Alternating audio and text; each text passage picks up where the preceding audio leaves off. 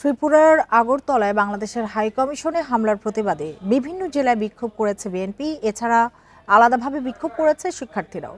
প্রতিবাদ সমাবেশে ভারতীয়দের আচরণে হতাশা প্রকাশ করেন বক্তারা। অভিযোগ করেন, ভারতীয় মিডিয়া মিথ্যা তথ্য ছড়িয়ে বিশৃঙ্খলা সৃষ্টিতে উস্কানি দিচ্ছে।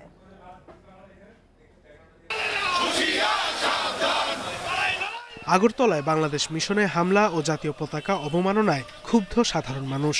প্রতিবাদে বিভিন্ন স্থানে চলছে বিক্ষোভ। মঙ্গলবার সকালে খুলনায় মিছিল বের করে বিএনপি। কেটি ঘোষ রোডে দলীয় কার্যালয়ের সামনে এই কর্মসূচি পালন করা হয়। ভারতের চিহ্নিত সন্ত্রাসী গোষ্ঠী আমাদের এই দূতাবাসগুলো আক্রমণ করেছে। আমরা ভারতীয় জনগণের বিরুদ্ধে আমাদের কোনো অভিযোগ নেই, কারণ আমরা একে অপরের সাথে সম্পর্ক রেখে চলি। কিন্তু দিল্লির সরকারের উস্কানিতে এই সমস্ত দূতাবাসগুলোতে আক্রমণ হয়েছে। ভারতীয় আগ্রাসন বন্ধ ও হাইকমিশনে হামলার বিচারের দাবিতে বরিশালে আলাদা মিছিল করেছে শিক্ষার্থী ও বিএনপির নেতাকর্মীরা। এ সময় বক্তারা বলেন, ভারতের আচরণ মেনে নেওয়ার মতো নয়। ইসকনের নেতা যিনি সন্ত্রাসী, তাকে আইনের মাধ্যমে গ্রেপ্তার করা হয়। গ্রেপ্তারের প্রতিবাদে তারা নৈরাজ্য সৃষ্টি করতেছে। বাংলাদেশের জাতীয় পতাকা তারা অগ্নিসংযোগ করেছে। তারা স্মারকলিপি দেওয়ার নাম করে তারা হাইকমিশনে প্রবেশ করে ভাঙচুর করেছে। রাজশাহীতে বিক্ষোভ করেছে মহানগর বিএনপি। সমাবেশে বক্তারা দাবি করেন, ভারত সবসময় আধিপত্যবাদী আচরণ করে।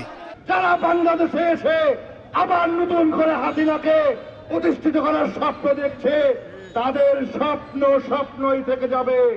একই দাবিতে কুমিল্লার দলীয় কার্যালয়ের সামনে সমাবেশ করেছে বিএনপি। সেখানে বক্তারা বলেন, শেখ হাসিনার পতনে ভারতের স্বপ্নভঙ্গ হয়েছে। বিশৃঙ্খলা সৃষ্টিতে উস্কানি দিচ্ছে দেশটির মিডিয়া। বন্ধুর মন নিয়ে এগিয়ে আসেন। আমরা বন্ধুত্ব চাই, আমরা প্রতিবেশীকে বন্ধু হিসাবে চাই। আমাদেরকে গোলামীর দৃষ্টিতে তাকাইয়েন না। এছাড়া ভারতকে ক্ষমা চাওয়ার আহ্বান জানিয়ে বিক্ষোভ হয়েছে বগুড়া, নাটোর সহ বিভিন্ন জেলায়।